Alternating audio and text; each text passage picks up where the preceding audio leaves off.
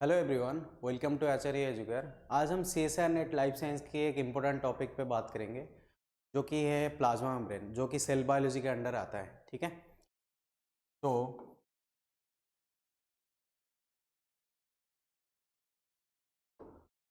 जब एक primitive cell बना था, सेल कब बना था? 1.46 बिलियन ईयर्स एगो एक प्रिमिटिव सेल बना था। ठीक है, जब अर्थ का फॉर्मेशन हुआ था उस टाइम एक प्रिमिटिव सेल बना था। जो प्रिमिटिव सेल बना था उसका जो प्लाज्मा मेम्ब्रेन था उसमें फैटी एसिड था, उसमें फैटी एसिड था। ठीक है, आज के डेट में जो प्लाज्मा मेम्ब्रेन है, यूकैरियोटिक सेल में जो प्लाज्मा मेम्ब्रेन पाया जाता है उसमें फॉस्फोलिपिड पाया जाता है। ठीक है, में क्या पाया जाता है? फॉस्फोलिपिड पाया जाता है। जो फॉस्फोलिपिड पाया जाता है इसमें क्या क्या चीज़ें होती है? इसमें एक तो ग्लिसरॉल होता है। ग्लिसरॉल होता है। ग्लिसरॉल क्या है? एक 3 कार्बन का अल्कोहल है। ठीक है, ग्लिसरॉल एक 3 कार्बन का अल्कोहल है, CH, एंड CH2OH। इसमें OH ग्रुप है, तो ये एक 3 कार्बन का अल्कोहल है। ठीक है, और इसके साथ क्या है? इसके साथ फैटी एसिड है। ओके, इसके साथ क्या है? फैटी एसिड है।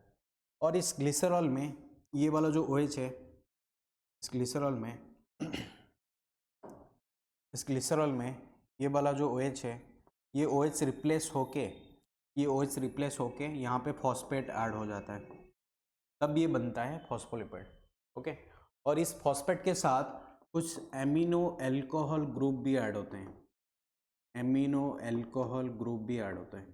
ठीक है, एमिनो एल्कोहल ग्रुप क्या क्या है? इसमें एमाइन ग्रुप भी होता है NH2, और इसमें OH ग्रुप भी होता है। ठीक है, इसमें एमाइन ग्रुप भी होता है और इसमें OH ग्रुप भी होता है। इसमें OH ग्रुप भी होता है। कौन कौन से एमिनो अल्कोहल ग्रुप्स होते हैं? जैसे कि कोलिन एक हो गया, इथानोलैमिन,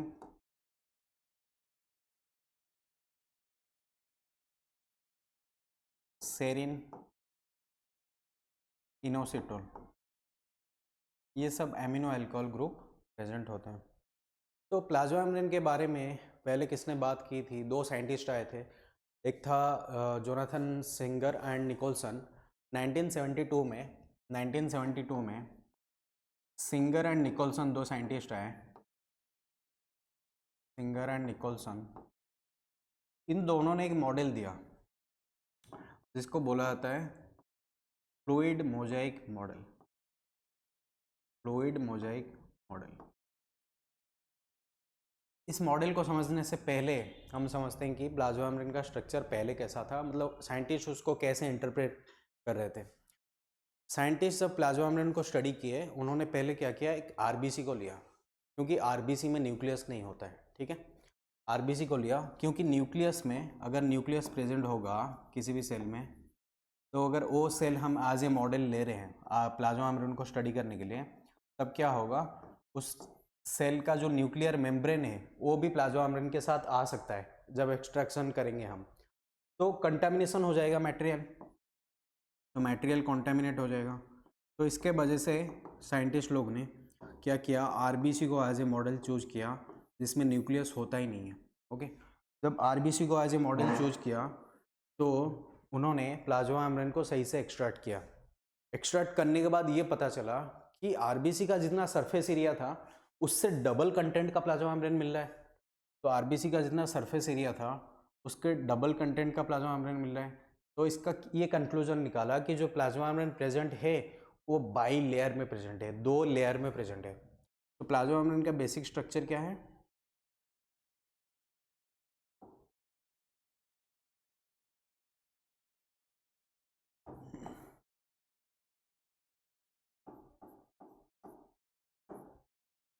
ये एक प्लाज्मा मेम्ब्रेन का बेसिक स्ट्रक्चर है। ठीक है, ये 2 बाई लेयर में प्रेजेंट है और ये किससे बना हुआ है? फॉस्फोलिपिड से बना हुआ है। ठीक है, जो फॉस्फोलिपिड से बना हुआ है ये एक फॉस्फोलिपिड है, इसको बोलते हैं हेड। ओके, इसको बोलते हैं हेड, इसको बोलते हैं tell.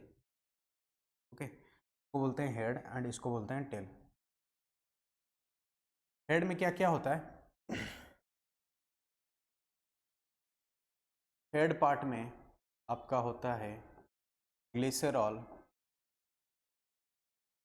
Plus phosphate plus amino alcohol groups, okay. And tail part में होता है फैटी एसिड। फैटी एसिड का बेसिक स्ट्रक्चर अगर मैं बनाऊं, ये कार्बन चेन होता है और लास्ट में COOH होता है, ओके।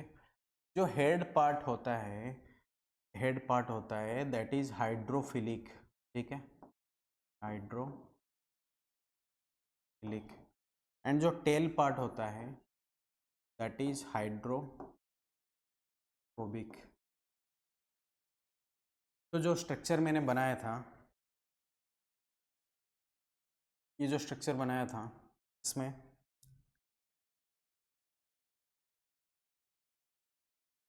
ये एरिया हाइड्रोफिलिक है,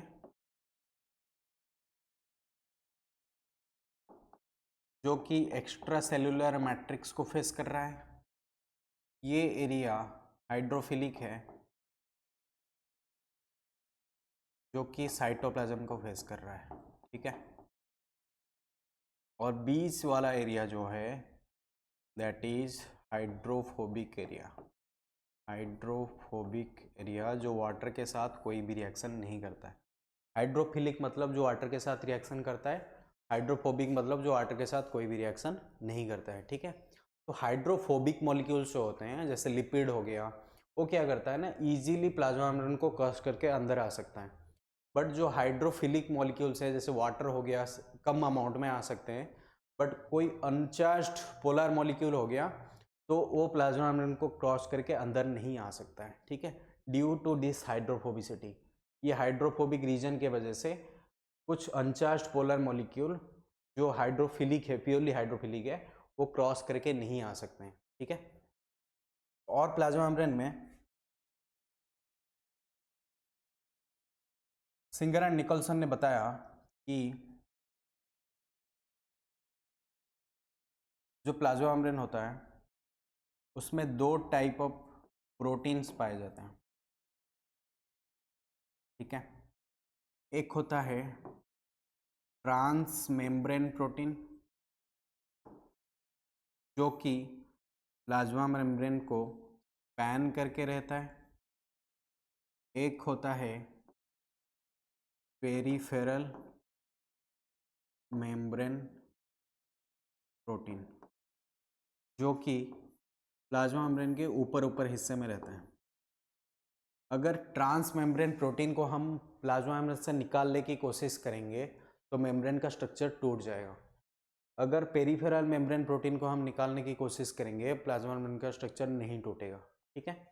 और ये जो एरिया है, ये जो हाइड्रोफोबिक रीजन है, जो ट्रांस मेम्ब्रेन प्रोटीन होता है उसमें हाइड्रोफोबिक एमिनो एसिड पाए जाते हैं। Hydrophobic amino acid 20 to 25 hydrophobic amino acid इसी एरिया में पाए जाते हैं, जो कि पर्टिकुलरली अल्फा हेलिक्स होता है, जो कि पर्टिकुलरली अल्फा हेलिक्स होते हैं। कुछ ऐसे ट्रांसमेम्ब्रेन प्रोटीन होते हैं जो कि बीटा बैरल से बने होते हैं, बीटा बैरल से बने होते हैं, जिसमें ये एक स्ट्रक्चर है secondary structure alpha helix and beta barrel, ठीक है। तो बीटा बैरल से बने होते हैं, कुछ बने होते हैं अल्फा हेलिक्स से, जिसमें हाइड्रोफोबिक सीक्वेंसेस पाए जाते हैं। उसी ट्रांसमेम्ब्रेन रीजन में 20 to 25 हाइड्रोफोबिक सीक्वेंसेस पाए जाते हैं, ठीक है। और सिंगर निकल्सन ने क्या बताया? सिंगर निकल्सन ने ये बताया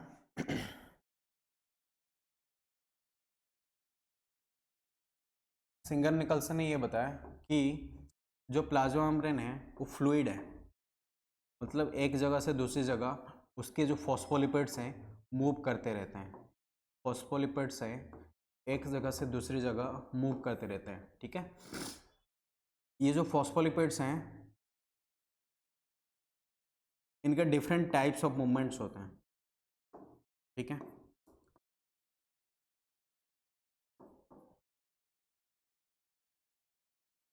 इनके डिफरेंट टाइप्स ऑफ मूवमेंट होते हैं। ये एक ही लेयर में मूव कर सकते हैं, इसको बोलते हैं लैटरल मूवमेंट। ठीक है, एक ही लेयर में मूव कर सकते हैं, उसको बोलते हैं लैटरल मूवमेंट।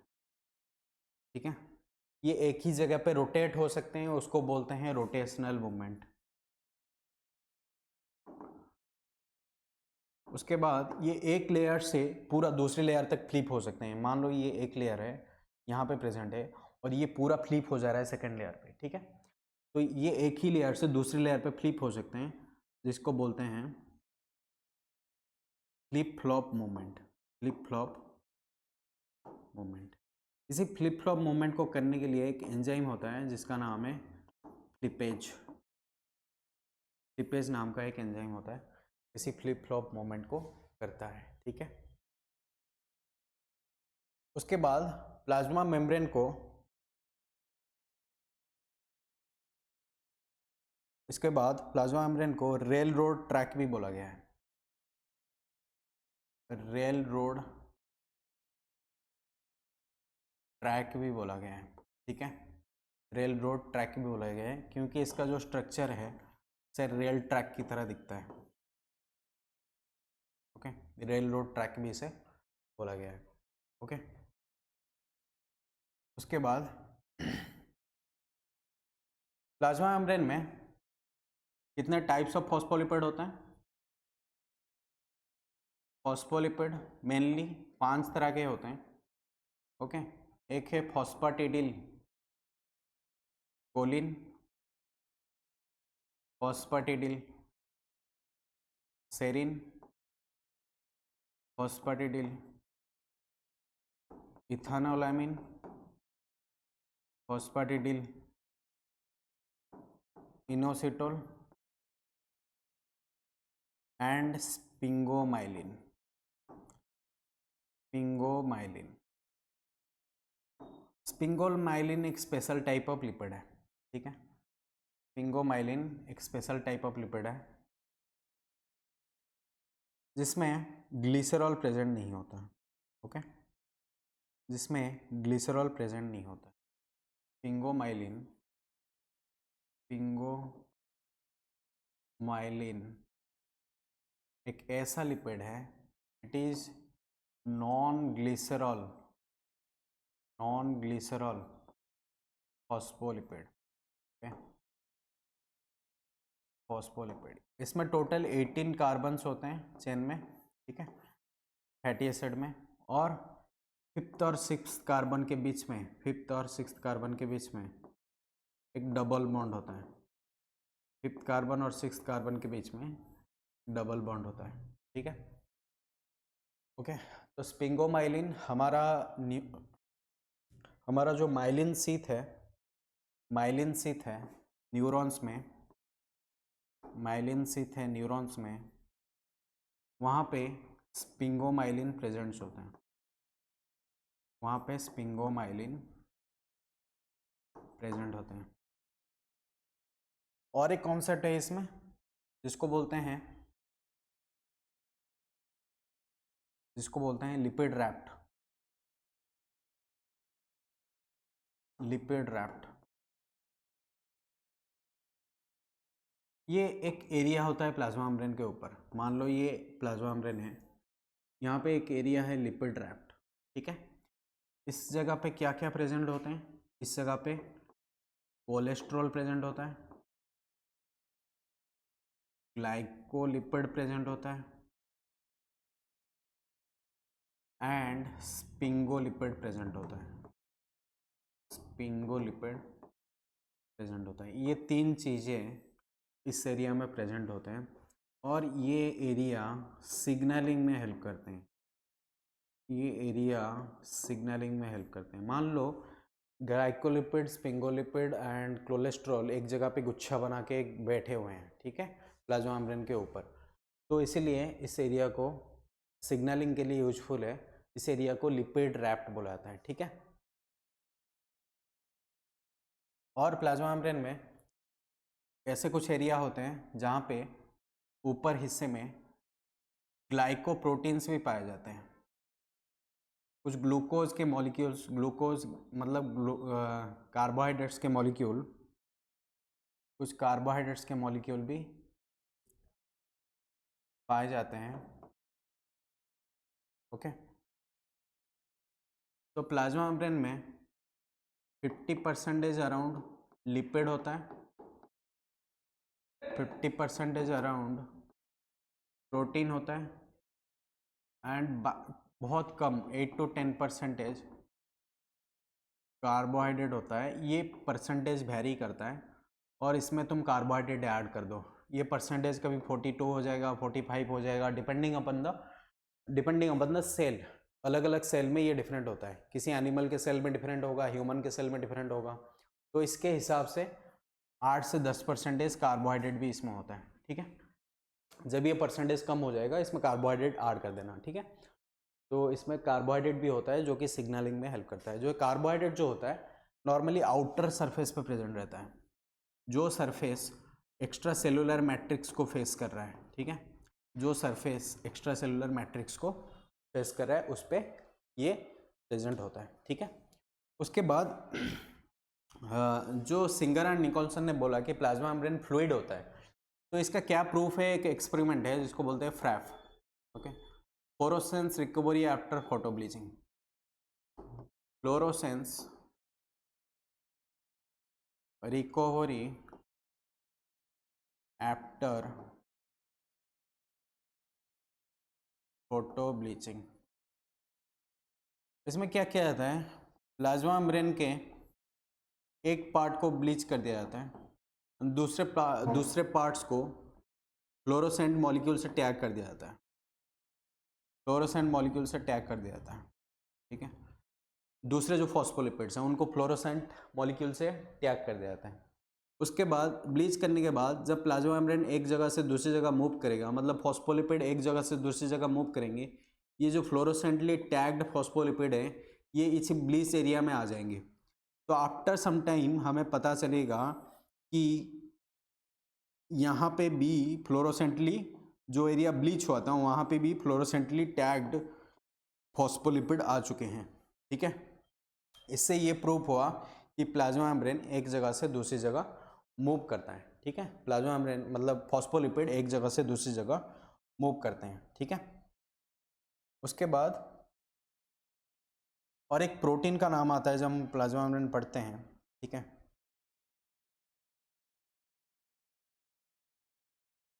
और एक प्रोटीन का नाम आता है जब हम प्लाज्मा मेम्ब्रेन पढ़ते हैं, तो प्रोटीन का नाम है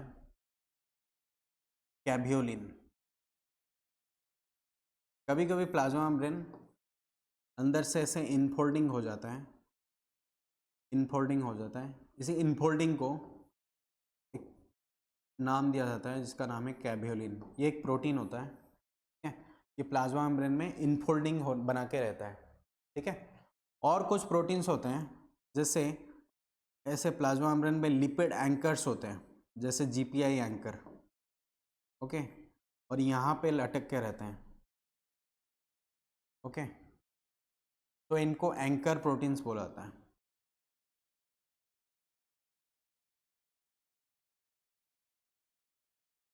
this is all about plasma membrane. Sir हो गया सर? सर,